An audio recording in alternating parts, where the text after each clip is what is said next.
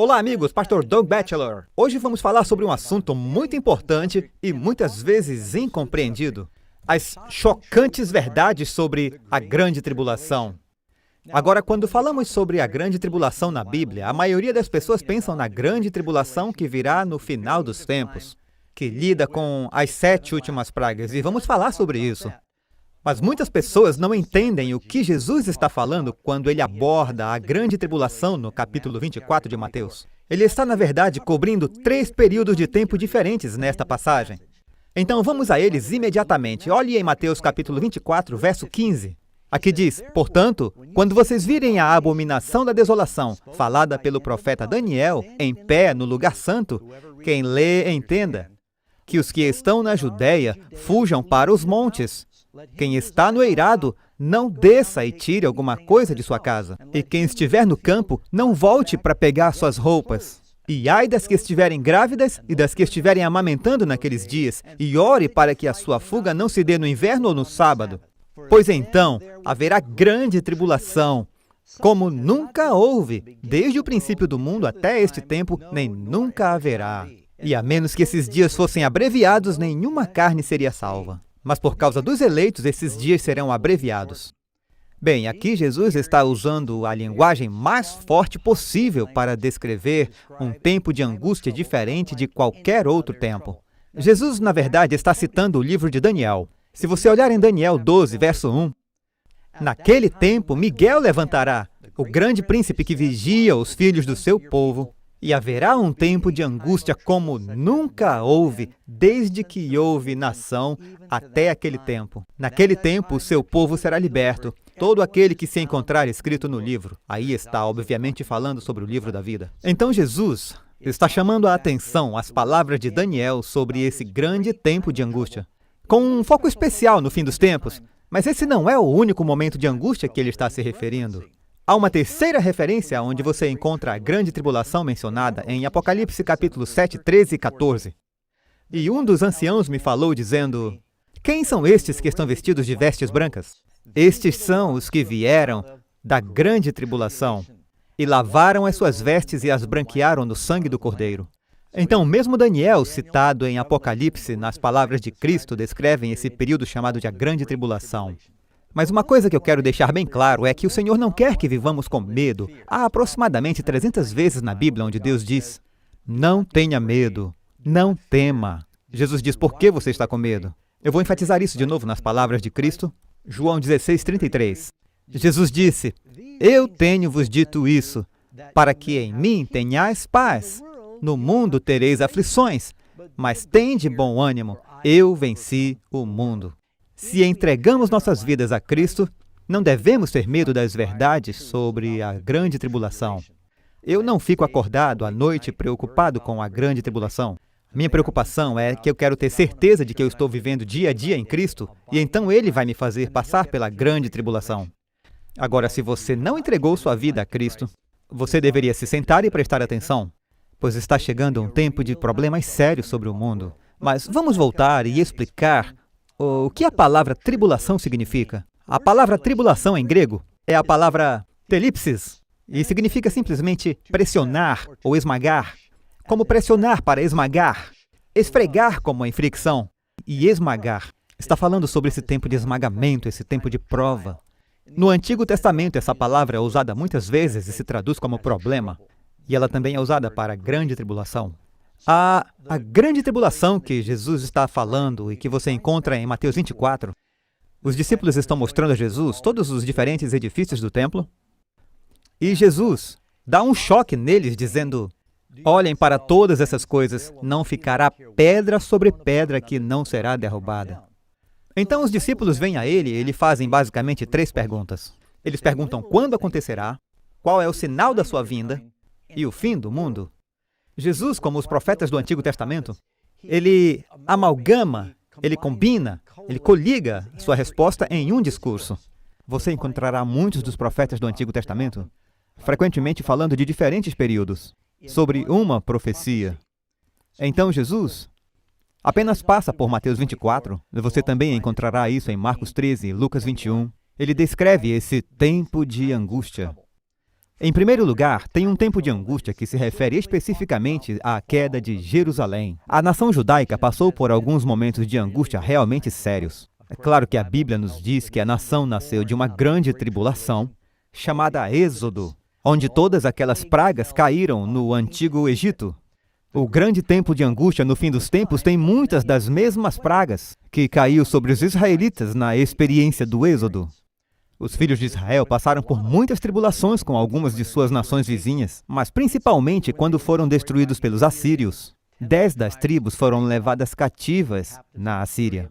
Quando Nabucodonosor desceu e destruiu o templo e queimou a cidade de Jerusalém, e eles foram levados para a Babilônia por 70 anos, que certamente foi um grande tempo de angústia. No livro de Ester, você pode ver o que aconteceu. Há um decreto de morte em que todo o povo de Deus, os judeus, deviam ser executados numa determinada data. É claro que houve um grande momento de angústia durante o Holocausto e outras épocas da história. Mas a profecia de Jesus aqui dá um foco especial a um grande tempo de angústia que viria sobre aquela geração, o povo de Deus, a nação judaica. Então veja o que ele diz aqui em Lucas 21. Mas quando vocês virem Jerusalém cercada por exércitos, sabei então que é chegada a sua desolação. Então os que estiverem na Judéia fujam para os montes. Perceba, em Mateus 24, ele diz, quando virdes a abominação da desolação de que fala o profeta Daniel, que está no lugar santo, quem estiver na Judéia, fuja para os montes. Aqui ele diz, quando virdes Jerusalém cercada de exércitos. Que exército cercou Jerusalém? O exército romano. No ano 70 depois de Cristo, ou mesmo antes, eles vieram contra Israel e Jerusalém em particular. Saibam que a desolação está próxima. Então aqueles que estão na Judéia fujam para os montes, e os que estiverem no meio dela saiam, e os que estiverem no campo não entrem nela, porque dias de vingança são estes, para que todas as coisas que estão escritas se cumpram. Mas ai das grávidas, e das que criarem filhos naqueles dias, porque haverá grande aperto na terra e ira sobre este povo, e cairão ao fio da espada. E para todas as nações serão levados cativos, e Jerusalém será pisada pelos gentios, até que os tempos dos gentios se completem. Nós vimos a nação de Israel reconstituída neste último século. Quando você olha na profecia de Daniel, que você encontra em Daniel capítulo 9 sobre o Messias, observe o que diz no verso 26. E depois das 62 semanas será cortado o Messias. Esse Messias é Jesus, mas não para si mesmo, ele morreu por nós. E o povo do príncipe que há de vir, a nação que estaria executando Jesus, isso é, o poder romano, destruirá a cidade. E o santuário foi o que aconteceu após a execução de Jesus. E o fim dela será com uma inundação, mas não uma inundação de água como em Noé, mas uma inundação de exércitos que viriam. E até ao fim haverá guerra, e as desolações estão determinadas. Você tem aquela desolação novamente de que Lucas falou. O primeiro tempo de angústia está falando sobre este tempo terrível de angústia que viria sobre a nação de Israel. Lucas 23, verso 27. E uma grande multidão de pessoas o seguia. Jesus está a caminho da cruz, ouçam com atenção. As quais batiam nos peitos e lamentavam. Jesus, porém, voltando-se para elas, disse, Filhas de Jerusalém, não choreis por mim, chorai antes por vós mesmas e por vossos filhos. Pois eis que hão de vir dias em que dirão, bem-aventuradas as estéreis e os ventres que não geraram e os peitos que não amamentaram. Então começarão a dizer aos montes, caiam sobre nós, e aos outeiros, cubram-nos. Porque se ao madeiro verde fazem isto, que se fará ao seco? Voltando a Mateus 24, falando deste tempo, Cristo disse, ai das grávidas e das que amamentarem naqueles dias. E orem para que a vossa fuga não seja no inverno ou no sábado, porque então haverá grande tribulação, qual nunca houve desde o princípio do mundo até agora, e nem nunca haverá. Olhando Mateus capítulo 23, verso 34. Portanto, eis que eu vos envio profetas, sábios e escribas, a uns deles matareis e crucificareis, e a outros deles açoitareis nas vossas sinagogas e os perseguireis de cidade em cidade, para que sobre vós caia o sangue justo que foi derramado sobre a terra, desde o sangue de Abel, o justo, até o sangue de Zacarias, filho de Baraquias, que matastes entre o santuário e o altar. Em verdade vos digo que todas estas coisas hão de vir sobre esta geração. Então, esta primeira grande tribulação que Jesus disse está falando sobre uma geração que, na verdade, estava viva. Ele está falando para as pessoas na cruz, dizendo que estava vindo sobre aquela geração uma grande angústia, porque rejeitaram o Messias, pelo menos a nação rejeitou. Muitos judeus naturalmente aceitaram Jesus. Os primeiros apóstolos eram todos judeus. Os batizados no Pentecostes eram quase todos judeus. E depois também, quando 5.000 foram batizados. Então a igreja primitiva era composta de crentes, em grande parte judeus, até que Pedro levou o evangelho a Cornélio e depois Paulo aos gentios. Mas, como nação, eles experimentariam um julgamento terrível. Quando Estevão pregou para a Suprema Corte, você lê sobre isso em Atos capítulo 7, e ele apresentou o evangelho, a Bíblia diz que os líderes religiosos e os juízes taparam seus ouvidos, eles resmungaram contra ele, e o tiraram e o apedrejaram. Isso foi uma espécie de sinal de que a nação havia rejeitado oficialmente a mensagem do evangelho. E um juízo terrível se seguiria, e veio através do poder romano. Ele diz, esta geração. Agora, Jesus faz essa profecia por volta do ano 30. Uma geração da Bíblia dura 40 anos. E eu acho fascinante se você considerar que tudo aconteceu no ano 70, 40 anos depois, quando Jerusalém foi destruída por Roma. A profecia de Jesus se cumpriu perfeitamente. Você também pode ler onde ele diz, continuando em Mateus 23, onde Jesus, ó Jerusalém, Jerusalém, aquela que mata os profetas e apedreja aqueles que a ela são enviados. Quantas vezes eu quis reunir os teus filhos, como a galinha junta seus pintinhos debaixo das asas, mas tu não quiseste. Que afirmação assustadora. E eu quero repetir o que diz aqui em Mateus 24, verso 2. Quando eles estavam mostrando a ele os belos prédios, seu tesouro nacional, seu templo, Jesus se surpreende quando ele diz, não ficará aqui pedra sobre pedra que não será derrubada. Na mesma passagem, ele diz em Mateus 24, verso 34, em verdade vos digo que não passará esta geração sem que todas estas coisas aconteçam. Jesus pregou por 3 anos e meio. E então, 40 anos depois, Jerusalém foi destruída. Jesus disse que nenhum sinal seria dado, exceto o sinal de Jonas. E ele diz em Lucas, como Jonas foi designado para os ninivitas, assim o Filho do Homem será para esta geração. A Bíblia diz que quando Jonas saiu do peixe, há uma ressurreição aqui, quando Jonas sai do peixe, você pode dizer como Cristo. E Jonas então vai 3 dias de viagem para Nínive. E ele entra na cidade 1 dia de viagem. Jesus não diz que o dia tem 12 horas, então. Mas um dia era metade do período de 24 horas. Aí dá 3 dias e meio. E então Jonas diz que em 40 dias Nínive seria destruída. Mas Nínive se arrependeu e não foi destruída. Jesus disse que o povo de Nínive se levantaria contra esta geração porque eles se arrependeram com a pregação de Jonas. Observe que Jonas, 3 dias e meio e depois 40 dias. Jesus, 3 anos e meio e depois 40. Mas eles não se arrependeram. Por isso que Jesus disse que o povo de Nínive se levantaria contra o povo desta geração, porque eles se arrependeram com a pregação de Jonas, e um maior que Jonas está aqui. Jesus, o Messias, estava aqui. E como nação, eles não o aceitaram. Mas não esqueça que Paulo disse que enquanto podem ser cortados, eles podem ser enxertados novamente. Basta você olhar, há vários historiadores que descrevem isso, mas Joséfos talvez seja o melhor. Ele diz na Grande Revolta Judaica, de 66 a 73, DC, os romanos sitiaram a cidade de Jerusalém.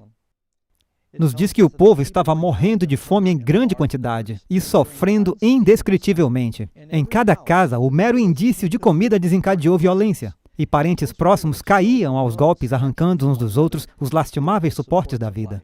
Nenhum respeito foi dado até mesmo aos moribundos e os bandidos, referindo-se aos zelotes anti-romanos. Eles os revistavam e, em alguns casos, procuravam comida escondida até em suas roupas, ou entre aqueles que eles achavam que estavam fingindo estar morrendo. Boquiabertos de fome como cães loucos, gangues sem lei, tropeçavam e cambalhavam pelas ruas. Batiam nas portas como bêbados, tão desnorteados que eles invadiam a mesma casa 2 ou 3 vezes na mesma hora. A necessidade levou os famintos a não recusarem nada. E até mesmo o que os animais rejeitariam era recolhido e transformado em comida. No final, eles estavam comendo cintos, sapatos e couro, e voltaram-se até para o canibalismo. Por isso Jesus disse, ai das mães que estiverem carregando filhos. Eles estavam comendo as tiras de seus escudos de couro. Tufos de grama seca eram devorados e vendidos em pequenos pacotes por 4 dracmas. Joséfos relata que durante este tempo, enquanto eles resistiam ao exército romano e os romanos estavam reunidos do lado de fora, que os romanos coletavam e crucificavam até 400 ou 500 judeus por dia, tentando inspirá-los a entregar a cidade. Eles crucificaram tantos judeus ao redor de Jerusalém que Joséfo relata que não havia madeira na área para este propósito. Mas finalmente, quando Jerusalém caiu, diz que os romanos foram em números para as ruas da cidade e, com suas espadas desembainhadas, eles mataram aqueles que eles alcançavam sem piedade. Incendiavam as casas para onde os judeus fugiam, queimavam todas as pessoas lá dentro e destruíam todo o resto.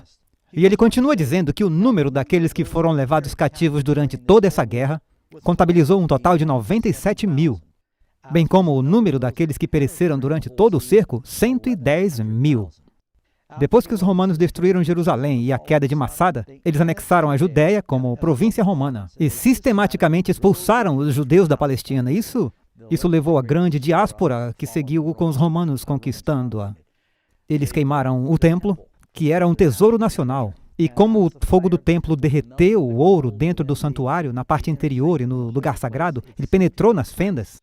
Os romanos, mais tarde, querendo recuperar o ouro, lavraram o chão, derrubaram cada pedra para não ficar pedra sobre pedra. Tudo foi derrubado. Hoje você pode ir a Jerusalém e ver fotos dessas pedras maciças. Algumas foram deixadas lá como um memorial do que aconteceu durante o cerco romano.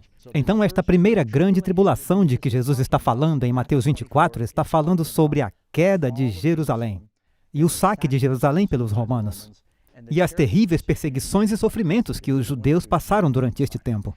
Em nosso próximo segmento, estaremos falando sobre uma grande perseguição que veio sobre a igreja. E, finalmente, a grande perseguição no fim dos tempos, tempo de angústia como nunca houve.